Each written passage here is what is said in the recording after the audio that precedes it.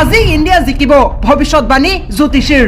ভারতবর্ষ এই ম্যাচে জিতবে অবশ্যই, সে বিষয়ে কোনো সন্দেহ নেই।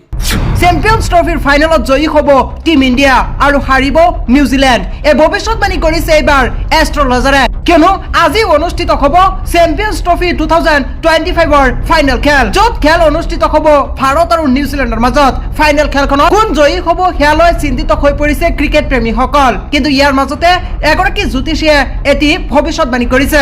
জ্যোতিষীৰ মতে আজি 2:30 পৰা আৰম্ভ হ'ব লগা চ্যাম্পিয়ন্স ট্ৰফিৰ ফাইনালত জয়ী হব টিম ইন্ডিয়া আৰু এইবাৰ হাৰিব নিউজিল্যান্ড। আৰু এই ভবিষ্যৎবাণী কৰিছে এগৰাকী এষ্ট্ৰলজাৰে, কিয়নো 14 বছৰৰ পাছত চ্যাম্পিয়ন্স ট্ৰফিৰ ফাইনাললৈ প্ৰৱেশ কৰিছে টিম ইন্ডিয়া। আৰু টিম ইন্ডিয়াক সকলো ভাৰতবাসীয়ে শুভেচ্ছা জনোৱাৰ সময়তে এগৰাকী এষ্ট্ৰলজাৰৰ ভবিষ্যৎবাণী।